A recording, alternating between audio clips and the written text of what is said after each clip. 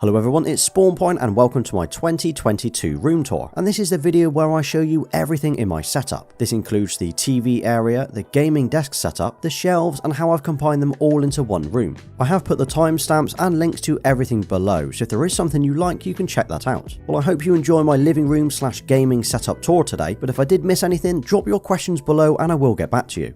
First up, let me show you the TV setup, as I feature this area quite a lot on the channel. Any TV unboxings or videos related to the PlayStation 5 or the Xbox are usually shown on here. So I'm using the 77-inch LG C1 OLED, which has been absolutely awesome and is literally the best TV that I've ever owned. The picture quality still blows me away every time that I use it, and it's perfect for movies and gaming. Now, the reason I chose the C1 over anything else wasn't just for the awesome picture quality, but for the incredible gaming modes. So the C1 actually has full HDMI 2.1 support for the PlayStation 5 and the Xbox Series X, and that includes VRR, 4K and 120Hz capability. And as I game probably 80% of my time from here, the TV needed to be decent enough for it. I often get asked how far do I sit from the TV. Well, I sit around 10 feet from the screen, which is probably the closest you'd ever want to be from a 77-inch. It definitely feels immersive when watching movies or playing games, but it is awesome as well. You'll notice that behind the TV I've got some RGB lighting. Now, this is not part of the TV, so it does not react to what's on the screen, but it does create a nice glow and it is fully customizable through an app. So these are actually called the LifeX Z strips, and they are stuck on the back with 3M tape. I'm actually using 5 meters of them here. Now, they don't look particularly tidy back here, but they do look awesome when they're on. During the day, I usually have them set to a clean white glow. That just brightens up the wall behind the TV. But it's at night where these lights really shine. They completely transform the room. Now, although I usually show my setup with the clean white lights on, I actually have these RGB lights on almost every single night. Apart from when I'm watching movies, I usually have them off or very low. So I've wall mounted my TV on an arm from Envision. I've had this arm for about 5 years now, and I've used it on about 5 different TVs. It can actually hold up to 40 kilos, and as it swivels and moves, it means I can pull the TV right out to get to the plugs or the ports. And talking about the plugs, I actually had these wall sockets put in back in 2019 when I redesigned the room. So I don't know how long you've been following me for, but I used to have the TV in the corner of the room just over here. Then a few years ago, I decided to knock out the chimney part of the wall and move the entire setup over. While I was at it, I had some plugs fitted and some trunking put inside the wall for my cable management. So this cable management hole in the wall is how I hide all of the cables that go from the TV down to the cabinet. A lot ask me how I have no cables on show. Well, this is how I do it. It keeps the setup looking tidy, as you can't see any wires at all. And as I put the trunking in the wall, I can easily swap the cables out when I need to. So under the TV, I've got this wooden AV unit. Now, this was custom made for me back in 2015, way before I had my YouTube or Instagram account. I designed it to hold all of the gear that I had at the time, but it's lasted me a lot longer than I expected. I actually hand drew it, mocked it up in Photoshop, then I found a local joiner to build it for me. I then painted it and I slotted it into the corner. Since then, it's moved slightly to the left and I made a door to cover up the speaker hole that I used to have. Now, this unit is stupidly heavy and it's solid as well. I can stand on it and it won't flex, and I've even had 86-inch TVs on here without issue. In this little shelf, I've got some wooden PlayStation icons. Now, these were custom made by Geek Made Designs, a company that makes loads of different gaming accessories out of wood. They do now sell these on their website too if you wanted to check them out. Next to that, there's my center channel, and this is a monitor audio bronze speaker, and it's part of a 5.1 kit. This speaker is essentially where the dialogue or the voices come from while you're watching TV. Then finally, you've got the PlayStation 5, and this is the disc version complete with the official Midnight Black plates. I definitely play this more than anything else I have in my setup, and it looks awesome on the LG C1. But I also use the PlayStation 5 over on my desk setup, so I will talk more about the PS5 later once we move over to that. Now let me show you what I'm hiding inside the unit. This is all of the gear and accessories I don't normally show, but I've still tried to keep it tidy. So I've got my AV receiver, which powers my speaker setup, and this is an Onkyo AVR that I've had for a few years now. I also have a magic eye that's stuck to the front of the speaker. This repeats the signal from outside the cabinet to inside when the doors are closed, and that allows me to control everything inside. Next to the AVR, I've got a Nintendo Switch, and this is the original model, so it's pretty tired looking, but it's docked most of the time and used with the TV. Then these are all of the physical games that I currently have. I actually buy most of my games digitally, but I have got a few PS4 and PS5 games and discs. And here's my Switch collection, so there's not many here and most of them are used by my children. It's weird because I only buy physical games for the Switch, but I buy digital for everything else. Now, the Steelbooks are my favourite games in the collection that I have. The newest is the 25th anniversary GT7, which is awesome. But I actually think my favourite steelbook that I have so far is probably the Spider-Man. I think the artwork is really nice on this. I then got a few others including Cyberpunk, Days Gone and The Last of Us Part 2. As I say, I do buy most of my games digitally. It's just easier and more convenient for me to play and store my games this way. And that's why I recently upgraded to a 4TB SSD in the PS5. On the top shelf, I've got a couple of Switch cases from Satisfy, and this is where I actually store the games as well. Now I didn't film this, but I also use the Satisfy grips with the Switch, and it makes a huge difference with how you hold it. And here are a couple of faceplates for the Xbox Series X controller from Scuff. I don't swap them often, but it means I can change the colour of the controller if I wanted to. Next to that, we've got an Apple TV 4K, and this is the most recent version that launched last year. This lets you stream movies and AirPlay and access the Apple Arcade from the TV. And these two little white boxes here are for my home heating system with Hive and the Philips Hue bridge. Now although I'm using LifeX lights around the house, I do still have a few Philips Hue bulbs as well. And finally I have an 8-port gigabit network switch, and this is what I use to provide a wired connection to the TV, the AVR and all of the games consoles in the setup.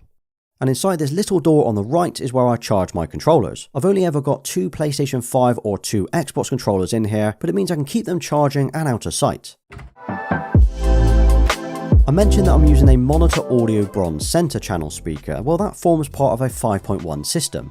I've had these for a few years now and they sound absolutely incredible. They're hooked up to the Onkyo AVR that I have in the cabinet and they are perfect for anything I play through them, music, movies or gaming. I've got the 2 front speakers either side of the TV and these are the bronze 2s. The right one is sitting on this mission stand at around 60 centimeters tall, while the left one is on the shelf. Both of these speakers are at the same height, which is purely coincidental. I did actually buy these metal stands as a pair, but I quite like the asymmetrical look here, plus it gives me room for my sub.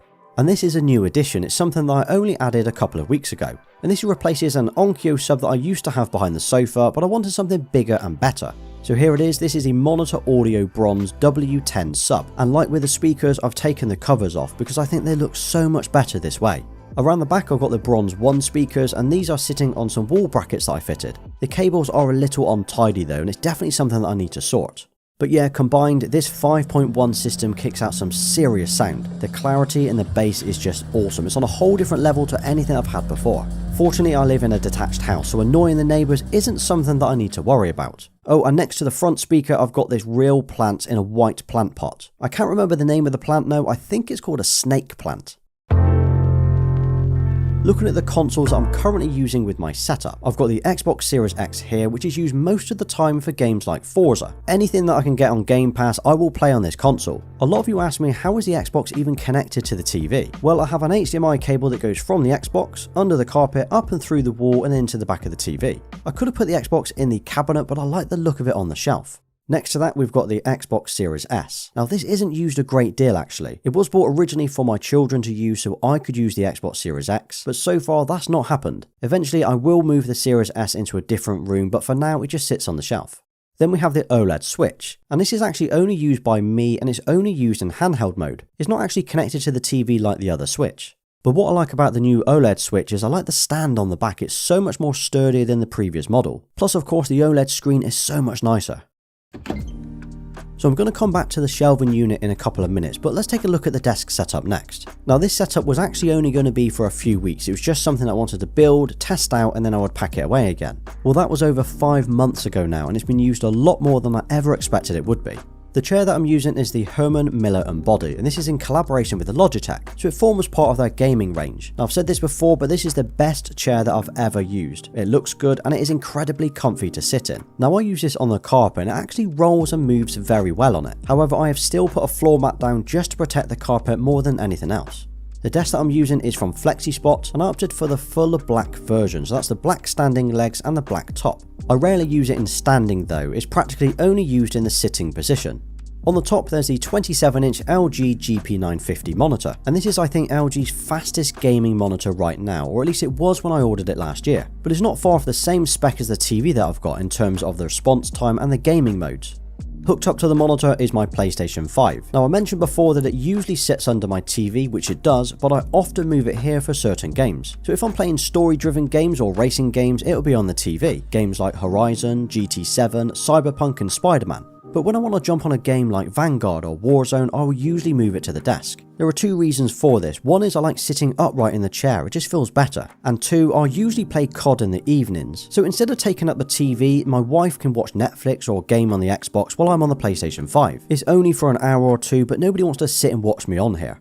Moving the PS5 only takes me a couple of minutes, as I actually have two sets of cables. I simply unplug it from one setup and move it over to the other. I don't need to move the cables as well.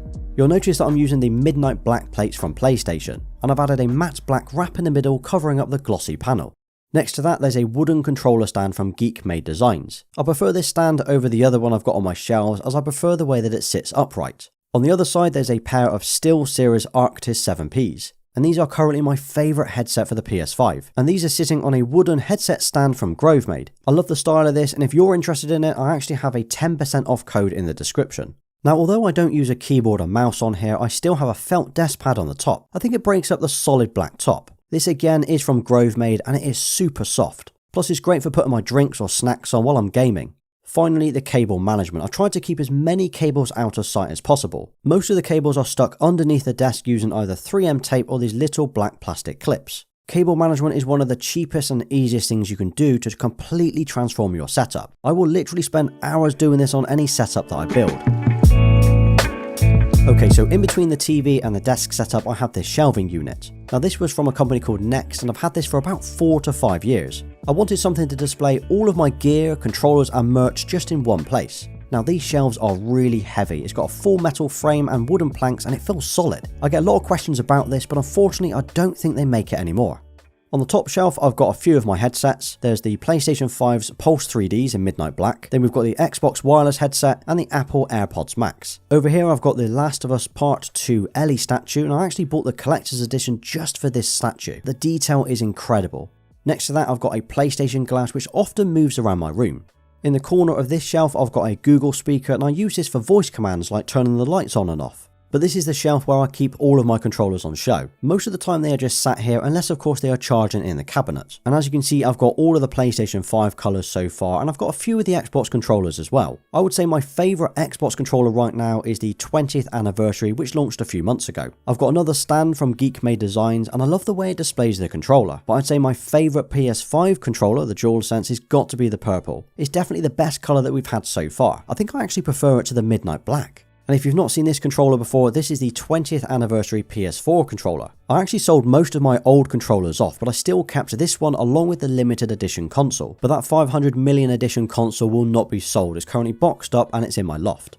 Next up is this N64, but it's not just any N64, this is my actual console from my childhood. And of course it's got one of the best games slotted in, and that's GoldenEye. Now in my loft I've actually got all the original boxes, games, controllers and accessories for the N64. I should probably do a video about it one day, maybe even test it out on the TV to see how it looks. Then below that I've got a table, football and a few other bits, but nothing else really to show.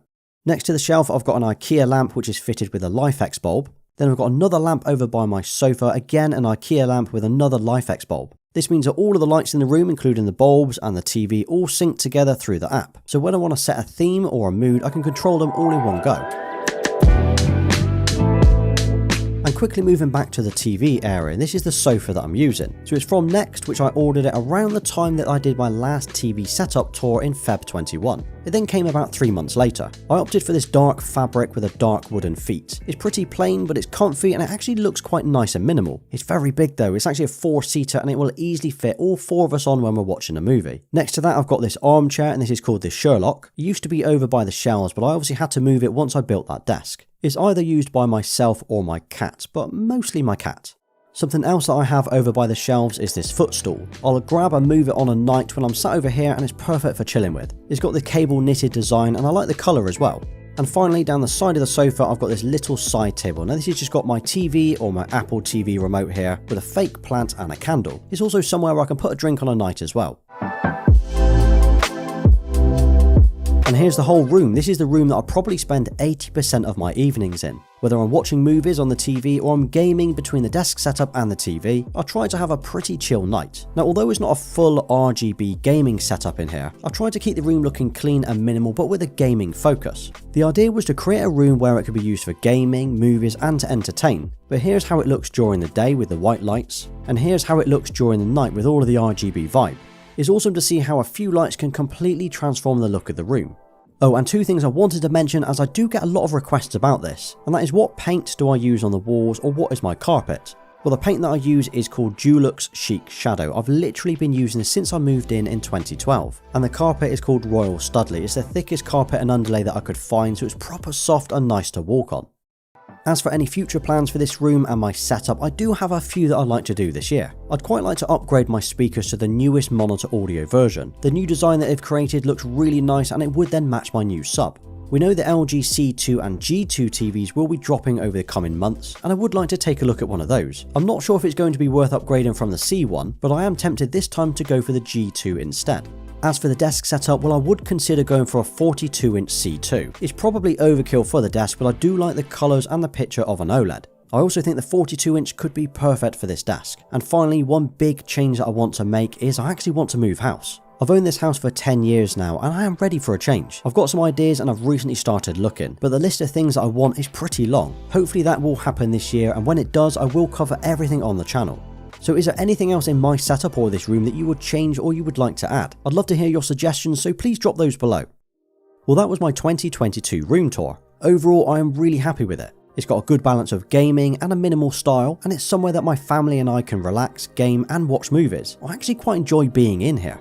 Okay, so you've made it to the end of this ridiculously long video, and thank you for watching. And if you drop a 2022 room tour in the comments, I will give you a thumbs up, as I know you're still here. And here's another couple of videos you might be interested in watching next. Don't forget to hit that like button, subscribe to the channel and turn those notifications on so you don't miss my next upload. You can also follow me over on Instagram and Twitter. Until next time.